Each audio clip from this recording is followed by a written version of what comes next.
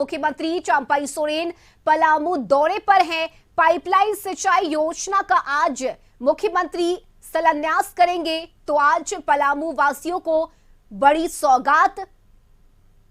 पलामू में कार्यक्रम का आयोजन जो वर्षों से इस क्षेत्र जो सुखाड़ की बात हर साल आते हैं, ऐसा बहुत सा डैम भी बना हुआ है।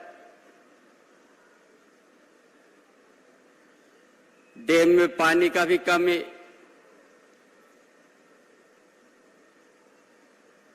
समय पर वर्षा नहीं, फिर वर्षा का कमी भी।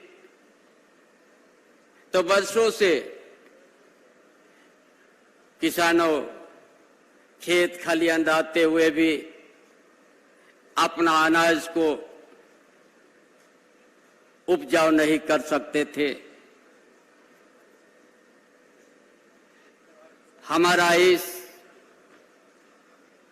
2019 में जो विधानसभा चुनाव हुआ,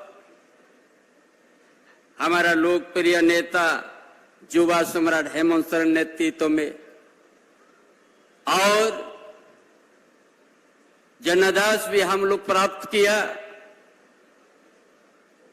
सरकार भी हेमंत बाबू के नेतृत्व में बनने के साथ ही पूरा कोरोना से प्रभावित हो गया प्रदेश से लेकर देश विश्व तक। हम लोग 2 साल तक कोरोना के चलते जो काम शुरू करना चाहिए था, ये हमारी सरकार गठबंधन सरकार नहीं कर पाया। उसी समय हेमंत बाबू भी इतना कोरोना से प्रभावित के बीच में आप पिछले जो सरकार, जो डबल इंजन का सरकार, भाजपा सरकार, ऐसा करके इस प्रदेश को रखा था। कोई हॉस्पिटल में न व्यवस्था, न कोई ऐसा वेंटिलेटर व्यवस्था की थी। ऐसा समय में डबल इंजन सरकार भाजपा ने इस झारखंड में सिर्फ अपना खाली प्रोपेगेंडा किया। यहाँ का सामाजिक व्यवस्था, यहाँ का शैक्षणिक व्यवस्था, यहाँ का आर्थिक व्यवस्था, उनका पर किसी प्रकार की उनका कार्यक्रम नहीं रहा।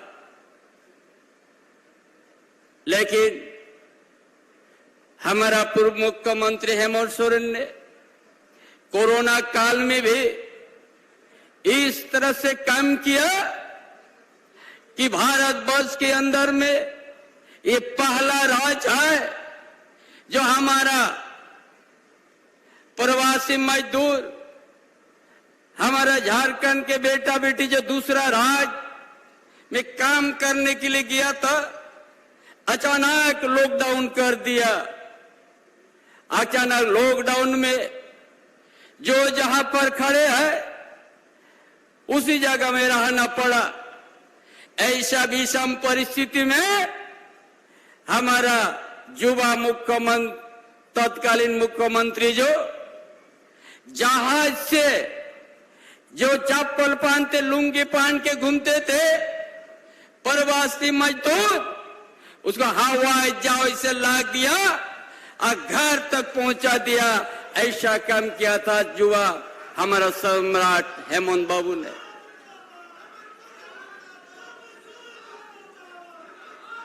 और अच्छा चिकित्सा का व्यवस्था किया। कम संसाधन में भी किसी को हताश होने नहीं दिया, किसी को भूख से सोने नहीं दिया। इस तरह से व्यवस्था किया था कोरोना में भी। और सरकार बनने के बाद ये 4 साल हुआ, 2 साल ने ऐसा लकीर खींचा जो आज हम लोग जो सिंचाई के लिए पाइपलाइन को हम लोग शिलान्यास करने जा रहा है, ये भी है मोहन बाबू का सोच है कि हम इस जिला में सुखाड़ का बताते हैं हर सब। यहाँ बगल में कोयल नदी है, औरंग नदी है और सन नदी भी है, लेकिन सन नदी का पानी वर्षा का समय बहते चल जाएगा। जब देश इतना प्रगति हुआ, आधुनिक युग में पहुंच गया, हम क्यों नहीं इस नदी का पानी हम पाइपलाइन से लाके डैम में भी भरेंगे और हर किसान के खेत में 12 महीना देंगे। यही सोच करके आज का शिलान्यास करने जा रहे हम लोग। जो यहाँ बहुत बड़ी बड़ी डैम है, क्या रानीताल डैम भी है, टेमराइन डैम भी है, भूटनडुबा डैम भी है, ऐसा बहुत सा डैम है जो पानी कम रहने के चलते उस डैम से बहुत कम मात्रा में हम लोग सिंचाई का उस पानी को उपयोग कर सकते हैं।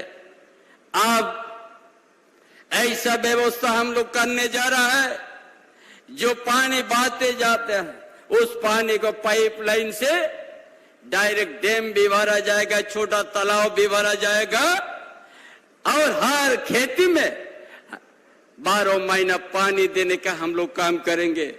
एक दिन किसान जो पलामू सुखाड़ से प्रभावित है और ये हम लोग कृत्रिम का व्यवस्था कर देंगे ताकि कभी सुखाड़ के बाद पलामू में और सामने नहीं आएंगे।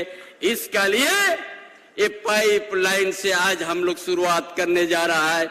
ये 1.5-2 साल के अंदर में इस योजना पूरा हो जाएंगे और पलामू क्षेत्र एक हरा भरा खेत खलियान रहेगा।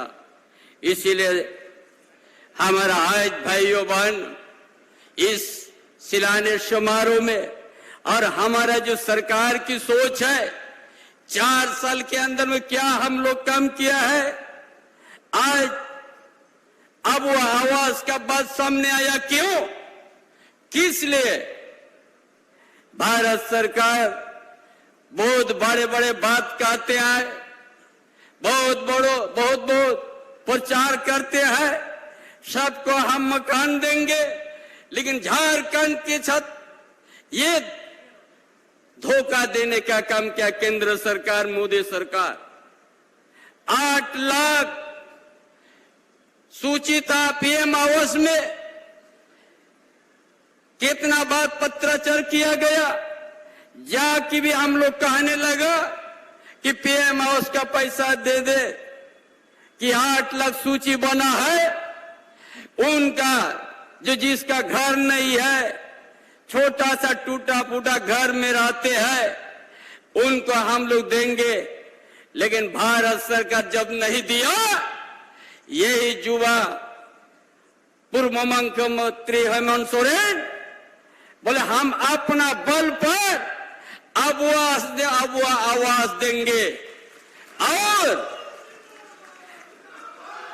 कैसे करके हो एक अभियान चलाया, आपकी योजना, आपकी सरकार, आपका द्वार कार्यक्रम 3 बार चलाया और उसमें अब वह आवास आवेदन कितना आया, 29 लाख आया। जो आज ये सरकार, हमारी सरकार ने 20 लाख को चयन किया। अब 20 लाख परिवार को अब वह आवास देंगे। आज 2027 तो कोई बिना घर से नहीं रहेगा, सब मकान बिल्डिंग में रहेंगे। ये हम लोग निश्चय कर लिया है। इसलिए आज अब वह आवास 2 कमरा नहीं 3 कमरा का बनेंगे। हम लोग जानते हैं हमारा झारखंड का क्या परिस्थिति है। पूरा देश के कोना कोना आदमी लोग देखते हैं कि झारखंड बहुत खनिज संपदा से भरा हुआ प्रदेश है, यहाँ का जंगल से भरा हुआ प्रदेश है। लेकिन झारखंड के आदिवासी मूलवासी उस खनिज संपदा से बड़ा दूर रखा गया है। वहां का लाभ किन लोग लिया? खनिज संपदा, यहाँ का आयरन ओर, यहाँ का कोयला, यहाँ का तांबा, यहाँ का यूरेनियम, यहाँ का सराना जंगल का लकड़ी, सब गुजरात, बम्बई, महाराष्ट्र और दिल्ली उसमें सज गया है। लेकिन झारखंड में यहाँ का आदिवासी मूलवासी जहां की तहां है। इसीलिए आज ग्रामीण क्षेत्र बड़ा दयनीय स्थिति है। किसी तरह के ना सिंचाई की व्यवस्था है। इसलिए ये सोचा हेमंत बाबू ने नए लाभुक को संवर्धन पेंशन योजना से जुड़ने का काम किया। वो कितना है? 21 लाख, विधवा पेंशन अलग, विकलांग अलग, नेत्रहीन अलग। उसी तरह से ये आज हेमंत बाबू 4 साल के अंदर में देखते हैं आदिवासी दलित बहुत आर्थिक तंगी में है। इसलिए 60 साल के जगह 50 साल कर दिया। 50 साल होने से भी आदिवासी और दलित उनको पेंशन मिलेगा, ताकि एक दिन उनका घर में कोई भूख से नहीं रहे, भूख से नहीं सोए। इसलिए उसको सोच करके उस परिवार को उत्थान करने के लिए इस सोच ने फिर इसको निर्णय लिया गया। उसी तरह यहाँ का ये सरकार ने सोचा, हेमंत बाबू ने सोचा, इतना देश प्रगति हुआ, इतना खनिज संपदा, बड़ा बड़ा उद्योगपति लोग देश विश्व में अपना नाम रोशन करते हैं यहाँ का खनिज संपदा से। इसलिए यहाँ का विद्यार्थी को पढ़ाने के लिए छात्रवृत्ति हम लोग 2 गुना से 3 गुना कर दिया, ताकि कोई भी यहाँ का किसान का बेटा, मजदूर का बेटा, ताकि पैसा का अभाव से पढ़ने नहीं छोड़े। इसलिए छात्रवृत्ति 2 गुना से 3 गुना हम लोग कर दिया है। और यहाँ का आदिवासी, दलित, पिछड़ी वर्ग और माइनॉरिटी सभी बच्चा को हम लोग विदेश भी पढ़ने भेज दिया कि अच्छा पढ़ लिख के आ जाओ, फ्री, उसका कोई एक पैसा नहीं। ऐसा व्यवस्था हम लोग कर दिया। जयपाल सिंह मरांगों के पारदर्शिता छात्रवृत्ति। उसी तरह से कौन ने सोचा? ये हमारा युवा सम्राट पूर्व मुख्यमंत्री ने सोचा, जब तक यहाँ का बेटा बेटी को, मजदूर का बेटा को, किसान का बेटा को, यहाँ का बेटा बेटी को जब तक हम शिक्षा नहीं देंगे, तब तक यहाँ झारखंड में बदलाव नहीं आएगा।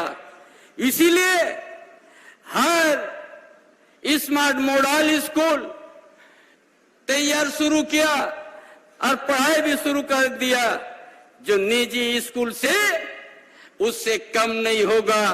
उस तरह से गांव का बेटा बेटे, आपका बेटा बेटे बढ़िया स्कूल में पढ़ेंगे फ्री, ताकि वो अच्छा उच्च शिक्षा प्राप्त करेंगे, ताकि एक दिन उस घर में दिया जो जलेगा कोई बुझा नहीं सकता है। शिक्षा का दिया कोई बुझा नहीं सकता। इसके लिए ये भी योजना शुरू किया, गुरुजी क्रेडिट कार्ड।